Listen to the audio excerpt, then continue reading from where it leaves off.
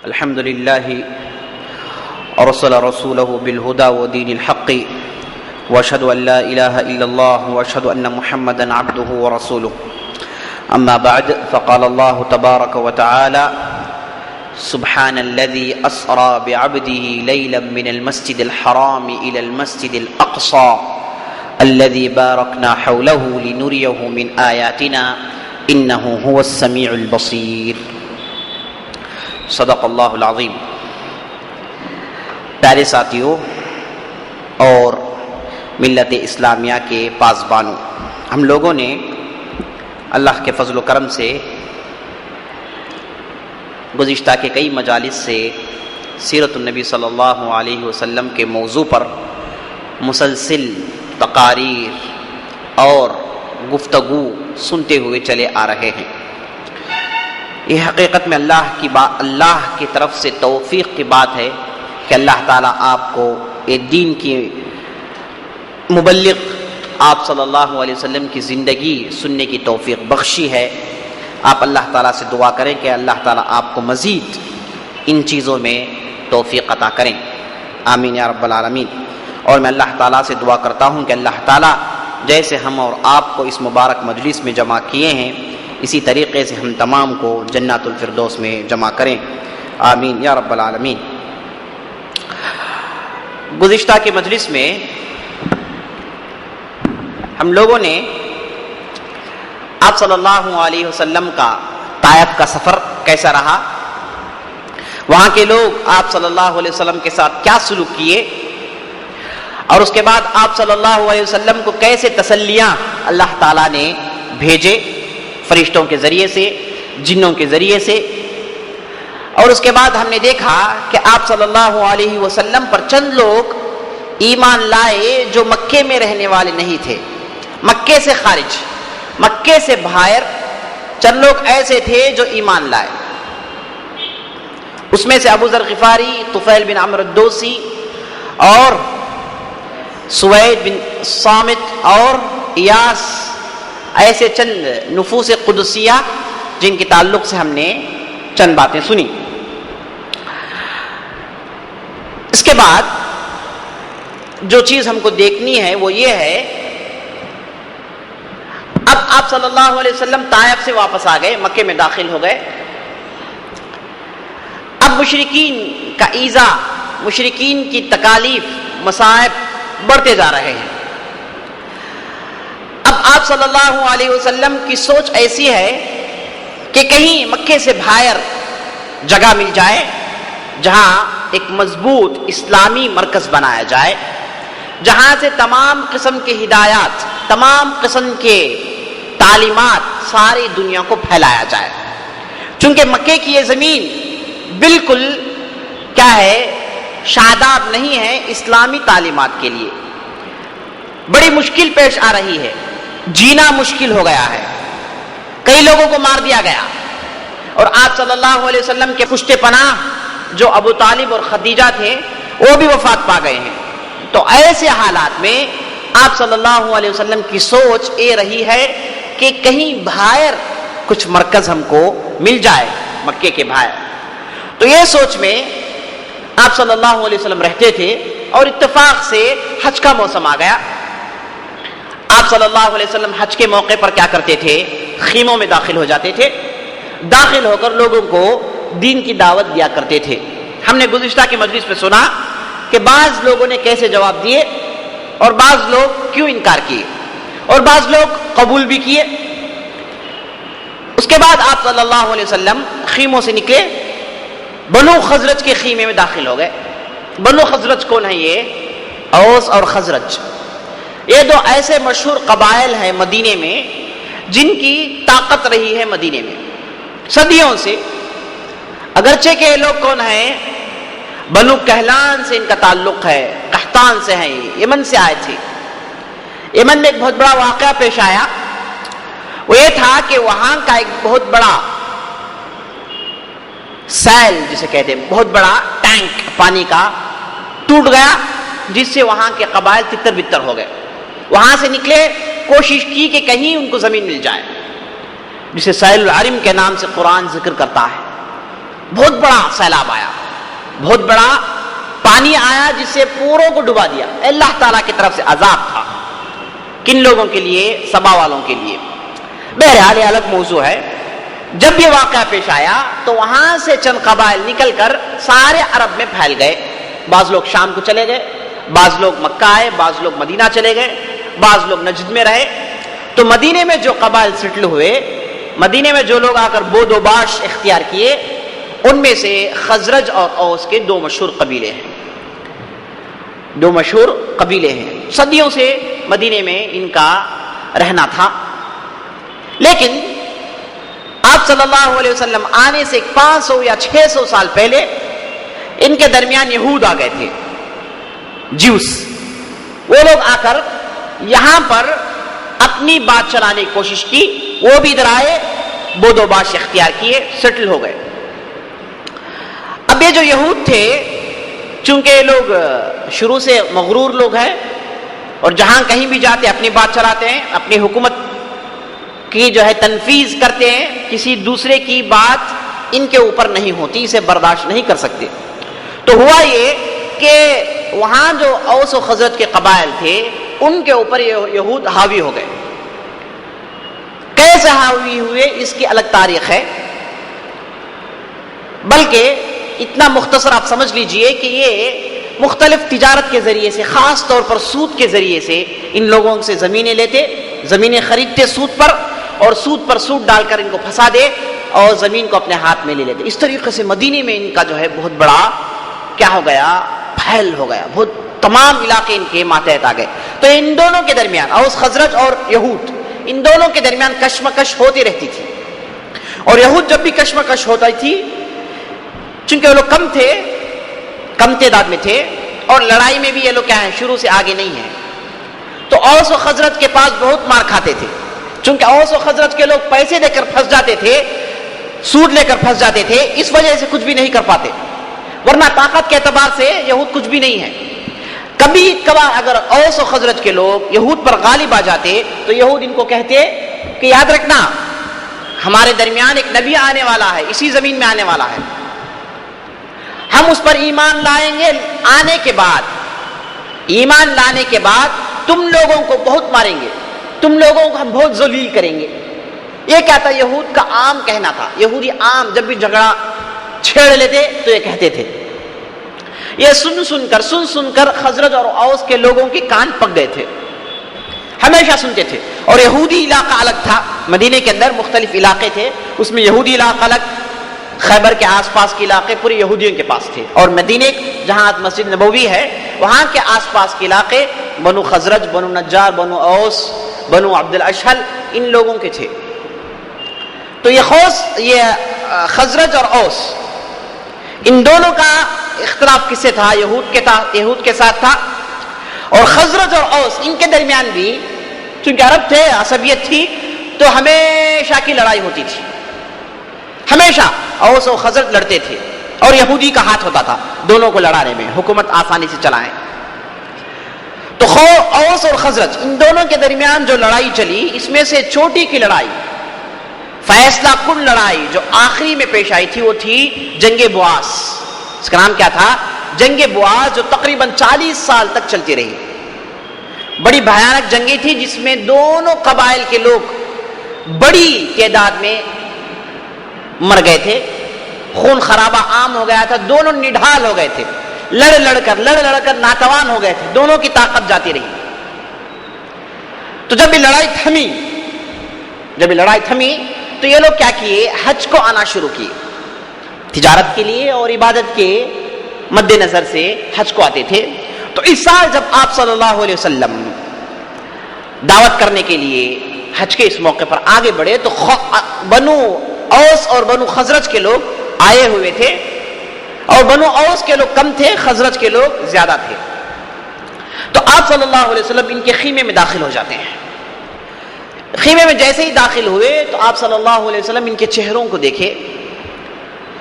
یہ جو خزرج اور اوس کے لوگ تھے بڑے نرم لوگ تھے. چہرے سے آپ صلی اللہ علیہ وسلم ان لوگوں کو پہچان لیے تھے کہ ان لوگوں کے اندر تھوڑی بہت خیر ہے، اچھائی ہے. پوچھے کہ آپ لوگ کون سے قبیلے کے ہیں؟ تو ان لوگوں نے جواب دیا کہ ہم خزرج کے ہیں. تو آپ صلی اللہ علیہ وسلم بولے اچھا یہود کے حلیف ہیں آپ لوگ؟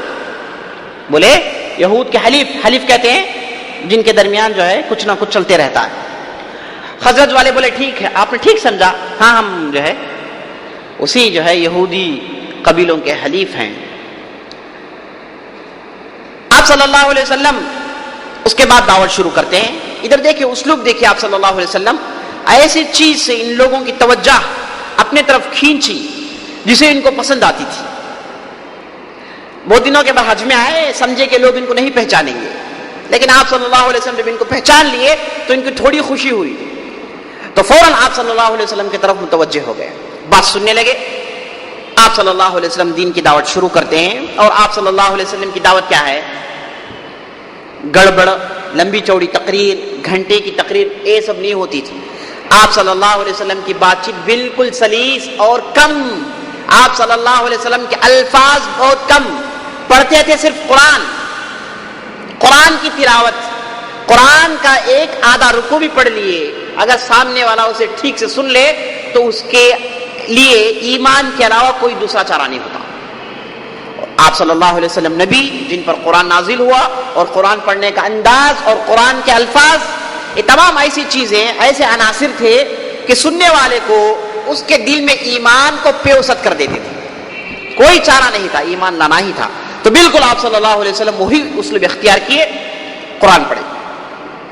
جیسے ہی چند آیات آپ صلی اللہ علیہ وسلم پڑھے تو ان میں سے چند لوگوں کے دل بدل گئے. اگرچہ کہ اکثر لوگ اسلام نہیں لائے، چند لوگ جو تھے جو مائل ہو گئے تھے، جو آپ صلی اللہ علیہ وسلم کے پاس آئے لپکے اور آپ صلی اللہ علیہ وسلم پر ایمان لائے. روایتوں میں آتا ہے کہ 6 لوگ تھے جو آپ صلی اللہ علیہ وسلم پر ایمان لائے. یہ کب کا واقعہ ہے؟ 11ویں بعثت نبوی کا یہ واقعہ ہے. اور جو ہے 6 لوگ کون ہیں؟ سر فہرست اسعد بن زرارہ، کم عمر کم سن آدمی، نوجوان شخص تھے اسعد بن زرارہ جو بنو نجار کے تھے. اس کے بعد عون بن حارث، اس کے بعد رافع بن مالک جو بنو زریق کے تھے، اس کے بعد قطبہ بن عامر، اس کے بعد عقبہ بن عامر، اس کے بعد حارث بن عبداللہ بن ریاب. یہ 6 لوگ تھے جو آپ صلی اللہ علیہ وسلم پر ایمان لائے. بڑے عقل مند لوگ تھے. اور آپ صلی اللہ علیہ وسلم جب ایمان پیش کیے تو آپس میں بولنے لگے یہ وہی نبی ہے جس کا دعویٰ ہم سنتے آ رہے ہیں. بالکل چہرے سے اور بات چیت سے معلوم ہو گیا کہ یہ جھوٹا آدمی نہیں ہے، یہ نبی ہی ہے. اور یہود جو ہم سے ہمیشہ یہ کہتے تھے کہ ہم اس نبی پر ایمان لائیں گے اور تم لوگوں کو ذلیل کریں گے، تو ان لوگوں نے سوچا کہ اچھا موقع ہے، کہیں یہود ہم سے سبقت حاصل نہ کر لیں، ہم سے آگے بڑھ کر یہ نبی پر ایمان نہ لیں، بہتر ہے کہ ہم اس پر ایمان نہ لیں. یہ کہتے ہیں اور 6 کے 6 اسلام قبول کر لیتے ہیں. اس کے بعد یہ 6 لوگ مدینہ واپس چلے جاتے ہیں. حج کا موسم ختم ہو جاتا ہے. یہ 11ویں بعثت نبوی کا آخری واقعہ ہے. 6 لوگ آئے یثرب سے، یعنی مدینہ سے. مدینہ کا پورا نام کیا تھا؟ یثرب. اسلام جانے سے پہلے مدینہ کا نام کیا تھا؟ یثرب. قرآن میں بھی یثرب کا لفظ آیا ہے. واپس چلے گئے. اسی سال آپ صلی اللہ علیہ وسلم حضرت عائشہ سے نکاح کرتے ہیں، اسی سال. اور حضرت عائشہ کون ہیں؟ آپ صلی اللہ علیہ وسلم کی تیسری بیوی ہیں. ابو بکر صدیق کی چہیتی بیٹی ہیں، لخت جگر ہیں. اس سے پہلے آپ صلی اللہ علیہ وسلم کس سے شادی کیے؟ سودا سے نکاح کیے، جو بڑی جو ہے عمر رسید عورت تھی. اس لیے نکاح کیے کہ آپ صلی اللہ علیہ وسلم کیا اولاد کو دیکھے، پالو پرورش کرے. آپ صلی اللہ علیہ وسلم دوسرے کاموں میں بزی ہیں، بچوں کی تربیت کرنی ہے، عورت کی ضرورت ہے. اب خدیجہ وفات پا گئی تو آپ صلی اللہ علیہ وسلم سودا سے نکاح کرتے ہیں. اس کے بعد نمبر 3 میں حضرت عائشہ سے نکاح کرتے ہیں. جب تک خدیجہ زندہ تھی آپ صلی اللہ علیہ وسلم کسی سے نکاح نہیں کی. اور سودا ایک مرتبہ ایسا ہوتا ہے کہ آپ صلی اللہ علیہ وسلم مدینہ میں چلے جاتے ہیں، مدینہ میں رہتے ہیں، تو ایک مرتبہ ارادہ کرتے ہیں کہ سودا کو طلاق دے دیں. اب بوڑھی ہو گئی ہیں، اب آپ صلی اللہ علیہ وسلم کی خدمت ہے جی، اور آپ صلی اللہ علیہ وسلم کی غریبی، کسب و پرسی کی حالت. ہو سکتا ہے کہ بوڑھی عورت کو تکلیف ہو جائے. یہ سوچ کر آپ صلی اللہ علیہ وسلم ارادہ کرتے ہیں کہ سودا کو طلاق دے دیں. سودا پہچان لیتی ہیں, پہچان کر کہتی ہیں کہ اللہ کے رسول, یا رسول اللہ, میں چاہتی ہوں کہ قیامت کے دن میں آپ کے بیویوں میں سے ہوں. جب ہم کو اٹھایا جائے تو میں چاہتی ہوں کہ میرا شوہر آپ ہوں, اسی لیے آپ مجھے طلاق مت دیجیے. اگرچہ کہ آپ چاہتے ہیں کہ یہ جو رات ہے آپ کسی دوسرے بیوی کے لیے دینا چاہتے ہیں تو آپ دے سکتے ہیں, چونکہ آپ صلی اللہ علیہ وسلم کا طریقہ یہ تھا کہ ہر بیوی کے پاس ایک رات, ہر بیوی کے پاس ایک رات. یہ آپ صلی اللہ علیہ وسلم کا طریقہ تھا. اگر نیا نکاح کرتے, لڑکی کنواری ہوتی, تو آپ صلی اللہ علیہ وسلم اس کے پاس 7 دن رکتے, 7 رات رکتے. اگر شادی شدہ عورت ہوتی تو 3 دن رکتے. اس کے بعد سے پھر ٹرن شروع ہو جاتا, ہر بیوی کے پاس ایک رات. یہ طریقہ تھا آپ صلی اللہ علیہ وسلم کا.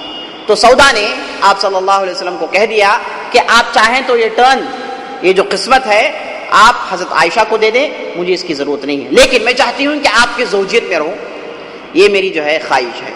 آپ صلی اللہ علیہ وسلم ان کو برقرار رکھتے ہیں. بہرحال 11ویں بعثت نبوی میں آخری میں جو واقعہ پیش آیا وہ کیا تھا؟ آپ صلی اللہ علیہ وسلم حضرت عائشہ سے نکاح کرتے ہیں. اس کے بعد 12ویں بعثت نبوی شروع ہوتی ہے. اب یہاں پر مورخین اور اہل السیر اکثر و بیشتر لوگوں کا کہنا ہے کہ 11ویں بعثت نبوی کے آخری میں اور 12ویں بعثت نبوی کے شروع میں ایک وقفے میں آپ صلی اللہ علیہ وسلم کو معراج پیش آیا. معراج پیش آیا. اگرچہ کہ بعض لوگ کہتے ہیں کہ یہ 4 بعثت نبوی میں پیش آیا, بعض لوگ کہتے ہیں 6, بعض لوگ 8, لیکن اکثر و بیشتر مورخین کی رائے یہ ہے کہ صحیح کون سا دن ہے, کون سے رات, کون سے دن یہ پیش آیا, یہ کسی کو نہیں معلوم. البتہ دور, مرحلہ, پیریڈ کون سا تھا, اس کے تعلق سے کافی یقین ہے کہ یہ یہی مرحلہ ہے, یعنی 11ویں صدی کے آخری میں اور 12ویں صدی کے شروع میں, آغاز میں یہ واقعہ پیش آیا جسے معراج کے نام سے جانا جاتا ہے, جس کا ذکر قرآن میں اللہ تعالیٰ کرتا ہے. کہتا ہے سبحان الذی اسرا بعبدہ لیلا من المسجد الحرام الى المسجد الاقصى الذي باركنا حوله لنريه من آیاتنا انه هو السمیع البصیر. پاک ہے وہ ذات جو اپنے بندے کو مسجد حرام سے مسجد اقصی کا سفر کرایا اور اس کے بعد اپنے روشن نشانیاں دکھائیں, بلا شبہ وہ سب کچھ سننے والا اور دیکھنے والا ہے. یہ سورہ اسراء کی شروع کی آیت ہے جس میں آپ صلی اللہ علیہ وسلم کے معراج کے تعلق سے ذکر آیا ہے. معراج کیا چیز ہے یہ جاننا ضروری ہے. معراج کہتے ہیں اوپر چڑھنے کو, معراج کہتے ہیں اوپر چڑھنے کو. اللہ تعالیٰ کی سنت ہے کہ اللہ تعالیٰ انبیاء کو آزماتا ہے. آپ صلی اللہ علیہ وسلم ایک حدیث میں فرماتے ہیں اشد الناس بلاء الانبیاء ثم الامثل فالامثل. سب سے زیادہ دنیا میں آزمائش, سب سے زیادہ دنیا میں تکلیف کسے آتی ہے؟ انبیاء کو. اس کے بعد جو لوگ وہ درجہ رکھتے ہیں, اس کے بعد جو لوگ ان کا درجہ اللہ کے قریب زیادہ ہو جائے اس کے مطابق ان کو آزمائش آتی ہے. آزمائش آنا, پے در پہ آپ کو آزمائش آنا, یہ ایک اعتبار سے آپ کے لیے خوشخبری ہے اگر آپ مومن ہیں. آپ مومن ہیں, آپ کے دل میں ایمان ہے اور آپ یہ ایمان رکھتے ہیں کہ جو مصیبت آئی ہے یہ اللہ تعالیٰ کی طرف سے آئی ہے, تو آپ کیا ہیں؟ دو میں سے ایک ہے. ایک آپ کو سزا مل رہی ہے جو آپ کے لیے خیر ہے, سزا دنیا میں مل گئی, اللہ اکبر کتنی بڑی نعمت ہے. اگر آپ کو سزا دنیا میں مل گئی, آپ مومن ہیں, لکھ لیجئے. بہت بڑی چھوٹ ہے اگر آپ کو دنیا میں سزا مل جائے, بہت بڑی چھوٹ ہے, بہت بڑی نعمت بھی ہے. اگرچہ کہ ہم نہیں مانگتے بھی نہیں کہ اللہ ہم کو سزا دے دنیا میں بھی خیر کی دعا کرتے ہیں, لیکن آپ کو سزا آ جائے, آپ حالت ایمان میں ہیں, تو یہ بہت بڑی چھوٹ ہے میرے دوستوں, بہت بڑی چھوٹ ہے. کیونکہ قیامت کے دن آپ کو انشاءاللہ کوئی سزا نہیں ہوگی. قیامت کے دن آپ کو کوئی سزا نہیں ہوگی. سزا مل گیا ادھر آپ کو نقصان ہو گیا ہے, اور قیامت کے دن انشاءاللہ آپ کے لیے گارنٹی ہے کہ آپ انشاءاللہ کوئی عذاب میں ملوث نہیں ہوں گے. اگر آپ کو ادھر سزا نہیں آئی یہاں پر مصیبت ہے. آپ کو دنیا میں سزا نہیں آئی. اس لیے حدیث میں آتا ہے اگر کوئی بندہ گناہ کرتا ہے اس کے باوجود اسے اچھائی ملتی ہے, خیر مل رہا ہے, اسے گناہ کر رہا ہے خیر, گناہ کر رہا ہے خیر مل رہا ہے, ایسے آدمی کو جان لینا چاہیے کہ اللہ تعالی کی طرف سے کیا ہے, یہ استدراج ہے. استدراج مطلب آپ کی جو ہے ڈوری کو دھیرے دھیرے چھوڑی جا رہی ہے, اچانک کھینچی جائے گی, اچانک کھینچی جائے گی. تو اچانک کھینچنے سے پہلے آپ رک جائیں برائی سے. تو دنیا میں آپ کو عذاب آ جائے, الحمدللہ آپ جو ہے اگرچہ کہ آپ کو تکلیف ہوتی ہے, آپ کے لیے دلاسا یہ ہے کہ آپ انشاءاللہ قیامت کے دن آپ کو عذاب نہیں ہوگا. اگر دنیا میں اسے تکلیف آئی تو دوسرے نمبر پر کیا ہے کہ یہ جو تکلیف آپ کو آ رہی ہے یہ آپ کے گناہوں کو دھو رہی ہے, اور اللہ آپ کو چاہ رہا ہے. اللہ تعالیٰ کسی بندے کو چاہتا ہے, حدیث میں آتا ہے اذا حب اللہ المرء صب علیہ صبا. اگر اللہ تعالیٰ کسی بندے کو چاہتا ہے اس پر مصیبتیں سٹتا, اس پر تکالیف سٹی جاتی ہیں, آزمائش کی جاتی ہے, اس کی صبر اور استقامت اس کی دیکھی جاتی ہے. تو دو میں سے ایک, آپ کو آزمائش آئی تو ایک عذاب ہے آپ کے لیے, الحمدللہ یہ آپ کے لیے خیر ہے. اگر آپ کو یہ تکلیف آئی ہے, اگر وہ عذاب نہیں ہے تو آپ کے لیے کیا ہے, آزمائش ہے. آپ کے لیے آزمائش ہے جو آپ کو دھو رہی ہے. ہیرا آپ دیکھے ہیں, سننا آپ دیکھے ہیں کیسے ہوتا ہے, گردآلود ہوتا ہے. جب سننا دیکھیں گے آپ شروع میں تو پہننا نہیں پسند کریں گے, اسے پھر اسے سلگایا جاتا ہے, جھلسایا جاتا ہے, پگھلایا جاتا ہے, اس کے بعد اسے زیورات بنائے جاتے ہیں. تو جب اسے جلائے پگھلائے تو وہ اپنا اصلی جوہر کا اظہار کرتا ہے, ورنہ اس سے پہلے وہ گردآلود تھا, مٹی میں لکپت تھا, جلایا گیا تو صحیح بنا. تو یہی اصول ہے اللہ کے پاس. آپ کا دل بھی ایسا ہی ہے, آزمایا جائے تو آپ کا دل کھرا اور نکھرا ہو کر نکلتا ہے, اور اللہ تعالیٰ یہی اپنی سنت بندوں میں رکھا ہے. تو انبیاء کو سب سے زیادہ اذیت آتی ہے, سب سے زیادہ تکلیف آتی ہے. اس کے بعد کون ہے, جو اللہ کے قریب ہے اس کے مطابق اسے اذیتیں ہوتی ہیں. یہ اللہ تعالیٰ کا کیا ہے, طریقہ ہے. تو جب انبیاء آزمائش, تکالیف, مصیبتوں کو جھیل لیتے ہیں اور یہ پریشانی سے اپنے دامن کو اگرچہ کہ نقصان ہوا پاک رکھتے ہیں, تو اس کے بعد اللہ تعالیٰ ان کو بہت بڑی نعمت دیتا ہے دنیا میں. وہ کیا ہے, جو باتیں ان کو بتائی گئی تھی ملائکہ کے ذریعے سے, فرشتوں کے ذریعے سے, کہ بھائی جنت ہے, دوزخ ہے, اللہ ہے, ایک دوسرا عالم ہے, آپ لوگوں کا عالم کچھ بھی نہیں ہے. جو ان کو کہا جاتا تھا, انبیاء بھی سنتے ہیں. جب یہ سن کر, آزمائش کو جھیل کر جب ان کا ایمان ٹاپ لیول کو پہنچ جاتا ہے تو اللہ تعالیٰ ان کو جو چیزیں انہوں نے سنا ہے اسے دکھاتا ہے. جو چیزیں سنے ہیں, جنت سنے ہیں, دوزخ سنے ہیں, تکالیف سنے ہیں, اللہ ملائکہ سنے ہیں, جو چیزیں سنتے رہے ہیں اسے دکھاتا ہے.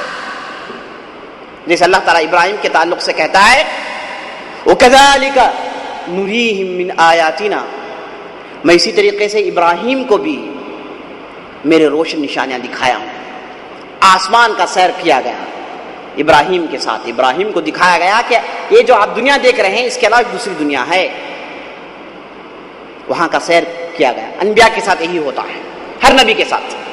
خاص طور پر جو نبی کیا ہوتا ہے, رسول کے مرتبے میں اولو العزم ہوتا ہے, اس کے ساتھ یہی طریقہ ہوتا ہے اللہ رب العزت کا. عین الیقین اسے دلایا جاتا ہے. تو آپ صلی اللہ علیہ وسلم مکے کا دور 12 سال گزر گئے, تکالیف مصیبت کے صحرا میں آپ صلی اللہ علیہ وسلم بہت بھٹک چکے تھے. اب آزمائش کیا ہے, نعمت میں بدلنے والی ہے. تو جیسے دور شروع ہوا تو آپ صلی اللہ علیہ وسلم کو معراج نصیب ہوا. معراج کیا ہے کہ آپ صلی اللہ علیہ وسلم اپنے خالہ زاد بہن ام ہانی کے گھر گئے تھے رات ٹکنے کے لیے. چونکہ یہ دور ایسا تھا کہ آپ صلی اللہ علیہ وسلم کہیں ایک جگہ مستقل نہیں ٹکتے تھے, بدلتے رہتے, کیونکہ معلوم نہیں کب حملہ ہوگا, کبھی یہاں کبھی وہاں, چھپ کر راتوں کو آپ صلی اللہ علیہ وسلم ٹکا کرتے تھے. تو ایک مرتبہ آپ صلی اللہ علیہ وسلم ام ہانی کے گھر گئے, وہاں رات گزاری. وہاں سے معراج کا سلسلہ شروع ہوا. یہ بعض لوگوں کی رائے ہے. بعض لوگ کہتے ہیں کہ نہیں، آپ صلی اللہ علیہ وسلم جب معراج پیش آیا، آپ صلی اللہ علیہ وسلم حجر اسود کے پاس یعنی حجر اسماعیل کے پاس لیٹے ہوئے تھے.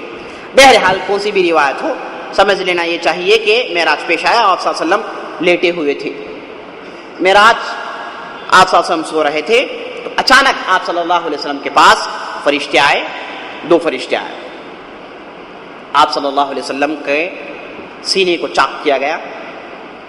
ایک مرتبہ چاک کیا گیا. کب؟ جب آپ صلی اللہ علیہ وسلم کی عمر 5-6 سال کے قریب تھی، اس وقت چاک کیا گیا. اب اس کے بعد ہو رہا ہے آپ صلی اللہ علیہ وسلم کا سینہ دوبارہ چاک کیا گیا، پھر اسے دھویا گیا، پھر اسے دوبارہ اسی جگہ رکھ دیا گیا. اس کے بعد آپ صلی اللہ علیہ وسلم کی خدمت میں جبریل آئے اور آپ صلی اللہ علیہ وسلم کو لے کر اڑے. بعض روایتوں میں آتا ہے کہ آپ صلی اللہ علیہ وسلم کی خدمت میں براق پیش کیا گیا. براق ایک ایسا جانور ہے جو گھوڑے سے چھوٹا اور گدھے سے بڑا، سفید رنگ کا ایک جانور جس کے پر تھے. اللہ بہتر جانتا ہے یہ کون سی مخلوق تھی. یہ آپ صلی اللہ علیہ وسلم کی خدمت میں بھیج دی گئی، جس پر آپ صلی اللہ علیہ وسلم بیٹھے. اس براق کے تعلق سے آتا ہے کہ اتنا تیز ہے کہ جہاں کہیں بھی نظر پڑے وہاں پر اس کا پہلا قدم ہوتا ہے، دوسری نظر اس کا دوسرا قدم ہوتا ہے. بڑی جو ہے تیزی سے یہ آپ صلی اللہ علیہ وسلم کو لے کر اڑتا ہے. صحیح رائے یہ ہے کہ آپ صلی اللہ علیہ وسلم کو معراج جسم اور روح کے ساتھ پیش آئی. جسم بھی تھا ساتھ، یہ نہیں کہ آپ صلی اللہ علیہ وسلم سو رہے تھے، خواب تھا. نہیں، خواب نہیں ہے. یہ کیا ہے؟ حقیقت میں آپ صلی اللہ علیہ وسلم کے جسم کے ساتھ پیش آیا. آپ صلی اللہ علیہ وسلم اپنے جسم مبارک کے ساتھ گئے آسمان میں، براق میں بیٹھے، وہاں سے نکلے، وہاں سے تیزی کے ساتھ بیت المقدس میں داخل ہوئے، جہاں آپ صلی اللہ علیہ وسلم کے انتظار میں تمام انبیاء تھے. تمام انبیاء تھے جن کی امامت آپ صلی اللہ علیہ وسلم نے کی. انبیاء ادھر کیسے آ گئے؟ کیوں آپ صلی اللہ علیہ وسلم کی امامت کے منتظر تھے؟ یہ تمام سوالات کے جوابات یہ ہیں کہ یہ جو معراج ہے یہ اللہ تعالیٰ کی طرف سے ایک سیر تھا، ایک ایگزیبیشن تھا جو آپ صلی اللہ علیہ وسلم کو دکھایا گیا. ریہرسل کے طور پر یہ آپ صلی اللہ علیہ وسلم کو دکھایا گیا تھا. تو انبیاء کے روح کو ادھر جمع کر دیا گیا تھا. انبیاء کے روح کو ادھر جمع کر دیا گیا تھا. اور یہ باتیں پوری غیب کی ہیں. غیب کی باتیں اگر صحیح سورس سے ہمارے پاس پہنچ جائے تو ہم اس پر ایمان لانا چاہیے. یہی ہمارا ایمان ہے. آپ صلی اللہ علیہ وسلم ادھر پہنچے، ان تمام کی امامت کی، اس لیے آپ صلی اللہ علیہ وسلم کیا ہیں؟ امام الانبیاء کے لقب سے ملقب ہوئے. ان تمام کی امامت کیے. اس کے بعد وہاں سے لے کر جبرائیل آسمانی دنیا کی طرف اڑ گئے. پہلے آسمان میں پہنچے، دستک دی گئی، اندر سے آواز آئی، بولے کہ یہ کون ہے؟ بڑی خوشبو ہے. تو جبرائیل بولے کہ محمد آئے ہیں. اندر سے ملائکہ کہیں السلام علیکم، محمد آئے ہیں، دروازہ کھول دو ان کے لیے. دروازہ کھول دیا گیا. آپ صلی اللہ علیہ وسلم پہلے آسمان میں داخل ہوئے تو آپ صلی اللہ علیہ وسلم کے انتظار میں کون ہیں؟ آدم علیہ السلام، تمام کے باپ. آپ صلی اللہ علیہ وسلم آدم سے ملاقات کرتے ہیں، آدم سے بات چیت ہوتی ہے. حدیث میں آتا ہے کہ آدم کو آپ صلی اللہ علیہ وسلم ایسے دیکھے، 60 فٹ ہائٹ تھے، اور آدم سے بات چیت ہوئی اور آدم نے آپ صلی اللہ علیہ وسلم کو خوشخبری دی، مبارکباد دی کہ آپ بھی ہمارے سلسلے میں آ گئے، یعنی انبیاء کے سلسلے میں آ گئے، آپ بھی نبی ہیں. آپ کی نبوت کا جو ہے انہوں نے اقرار کیا. اس کے بعد جو ہے آدم کو آپ صلی اللہ علیہ وسلم دیکھ رہے ہیں کہ وہ اپنے سیدھے ہاتھ طرف پلٹ رہے ہیں اور ہنس رہے ہیں، اپنے دائیں ہاتھ طرف پلٹ رہے ہیں اور رو رہے ہیں. آپ صلی اللہ علیہ وسلم کے گائیڈ بازو ہیں کون؟ جبرائیل. پوچھتے ہیں کہ کیا ماجرا ہے بھائی، کیوں رو رہے ہیں، کیوں ہنس رہے ہیں؟ تو جبرائیل کہتے ہیں کہ یہ جو آپ سیدھے ہاتھ طرف دیکھ رہے ہیں یہ اس امت کے نیک لوگ ہیں جو جنت کو جائیں گے، جنہیں دیکھ کر آدم بہت خوش ہو جاتے ہیں. یہ جو ان کے الٹے ہاتھ طرف ہیں یہ اس امت کے بدبخت لوگ ہیں جو جہنم کو جائیں گے. جب ان کو دیکھتے ہیں تو آدم کو رونا آ جاتا ہے، اس لیے وہ روتے ہیں. یہ آپ صلی اللہ علیہ وسلم دیکھتے ہیں. اس کے بعد وہاں سے جبرائیل آپ صلی اللہ علیہ وسلم کو لے کر دوسرے آسمان میں داخل ہوتے ہیں. وہاں پر بھی دستک ہوتی ہے، دروازہ کھول دیا جاتا ہے، آپ صلی اللہ علیہ وسلم داخل ہوتے ہیں. آپ صلی اللہ علیہ وسلم وہاں پر دوسرے آسمان پر 2 نبی سے ملاقات کی. ایک تھے عیسیٰ علیہ السلام، ایک تھے یحییٰ بن زکریا. عیسیٰ اور یحییٰ دونوں یہی آسمان میں تھے. ان سے ملاقات ہوتی ہے. یہ بھی خوشخبری سناتے ہیں، مبارکباد دیتے ہیں کہ آپ کیا ہے؟ نبی بن گئے ہیں. آپ جو ہے آپ کی نبوت کا ہم اقرار کر رہے ہیں. عیسیٰ سے ملاقات ہوتی ہے. عیسیٰ کے تعلق سے آپ صلی اللہ علیہ وسلم کہتے ہیں عیسیٰ بڑے سرخ آدمی تھے، یعنی اتنے گورے تھے کہ لال ہو جاتے تھے. آدمی جب زیادہ گورا ہو تو لال ہو جاتا ہے.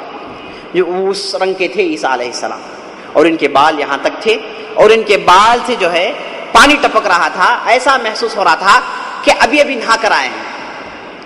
جب آدمی نہا کر آتا ہے تو کتنا فریش ہوتا ہے، اس طریقے کا منظر ہے عیسیٰ علیہ السلام کا. یحییٰ کے تعلق سے کچھ بھی نہیں بتائیں، اور عیسیٰ علیہ السلام کے تعلق سے یہ بھی بتائے کہ ہمارے جو ہے طائف میں ایک آدمی جس کا نام عروہ بن مسعود الثقفی. عروہ جو ہے عیسیٰ علیہ السلام جیسا ہے، اس کا شکل جو ہے اگرچہ کافر ہے، بعد میں اسلام قبول کیا، تو اس کا جو شکل ہے عیسیٰ علیہ السلام جیسا ہے، بالکل ملتا جلتا ہے.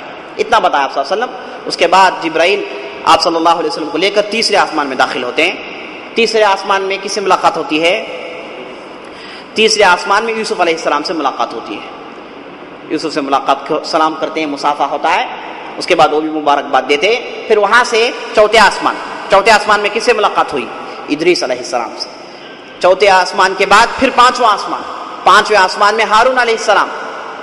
اور اس کے بعد چھٹے آسمان میں کون ہے؟ موسیٰ بن عمران.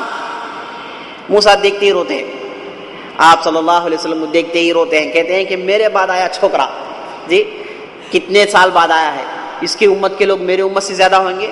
بڑا بابرکت چھوکرا ہے. دیکھ کر روتے ہیں. اس کے بعد ملاقات ہوتی ہے، سلام کلام ہوتی ہے. اس کے بعد جو ہے موسیٰ علیہ السلام سے رخصت پا کر آپ صلی اللہ علیہ وسلم 7ویں آسمان میں جاتے ہیں. موسیٰ کے تعلق سے آپ صلی اللہ علیہ وسلم چند روایات میں بتائیں کہ موسیٰ علیہ السلام بڑے سخت آدمی تھے. چہرے سے بھی ویسا ہی معلوم ہو رہا تھا، اور چہرے اور بال گھنگریلے تھے، اور جو ہے رنگ گندمی تھا. گورے نہیں تھے، گندمی رنگ کے تھے. گندمی مطلب ایک دم سانولے نہیں، تھوڑے جو ہے گوراپن کے قریب، یہ رنگ کے تھے موسیٰ علیہ السلام. اس کے بعد 7ویں آسمان میں گئے تو ابراہیم علیہ السلام سے ملاقات ہوئی. ابراہیم علیہ السلام کو جب دیکھے تو ابراہیم علیہ السلام کعبے سے ٹیکا لگا کر بیٹھے ہوئے، بیت معمور سے ٹیکا لگا کر بیٹھے ہوئے. 7ویں آسمان میں بیت معمور ہے.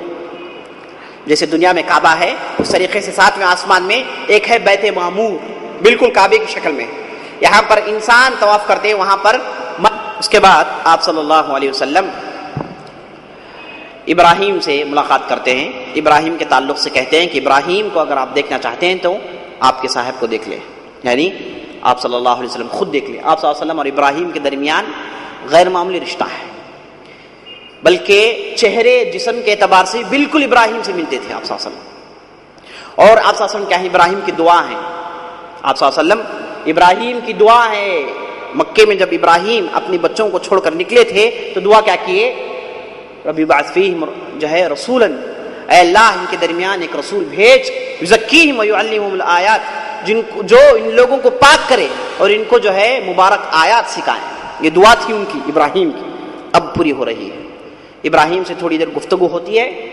اس کے بعد آپ صلی اللہ علیہ وسلم جبرائیل کے ساتھ ہوتے ہیں، سدرۃ المنتہا کے پاس پہنچتے ہیں. سدرۃ المنتہا یہ کیا ہے؟ آخری باؤنڈری ہے مخلوقات کے لیے.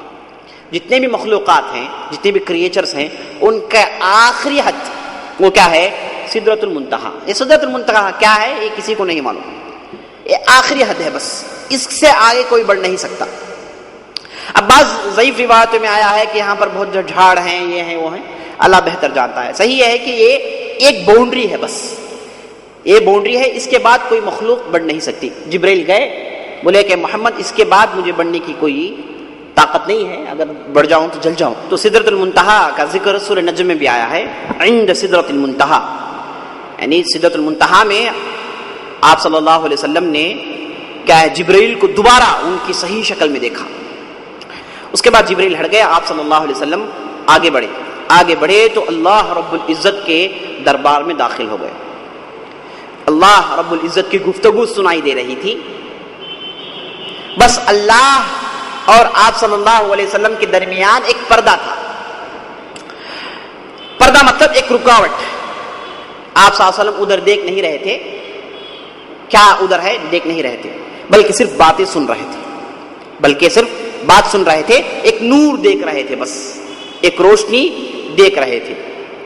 اور اللہ تعالیٰ نے یہ مقام کسی کو نصیب نہیں کیا، کوئی یہ مقام میں نہیں پہنچا. انسانوں میں سب سے پہلا آدمی سب سے پہلی ذات جو اس مقام کو پہنچی ہے وہ ہے محمد رسول اللہ صلی اللہ علیہ وسلم. کسی اور کو یہ مقام حاصل نہیں ہوا. اور یہاں پر آپ صلی اللہ علیہ وسلم کو 3 بڑے بڑے تحفے دیے گئے. سب سے پہلا تحفہ کیا ہے؟ نماز فرض کر دی گئی. دوسرا تحفہ سورہ بقرہ کی آخری کی 2 آیتیں، آمن الرسول بما انزل جو آیت ہیں، یہ آخری کی 2 آیتیں یہاں پر آپ صلی اللہ علیہ وسلم کو دی گئی. اور تیسرا تحفہ یہ تھا کہ آپ صلی اللہ علیہ وسلم کے امت میں اگر کوئی شرک نہیں کیا ہے تو ویسے تمام لوگوں کو اللہ تعالیٰ معاف کر دے گا. یہ 3 جو ہے تحفے آپ صلی اللہ علیہ وسلم کو دی گئی اس مقام میں. اور اس مقام میں آپ صلی اللہ علیہ وسلم کی حالت کیا ہے؟ سر جھکائے ہوئے گڑ گڑا رہے ہیں. ایسا عظیم مقام، گڑ گڑا رہے ہیں. اللہ کے ہیبت اور رعب سے کیا ہیں؟ 2 4 ہیں، کپ کپی تاری ہے.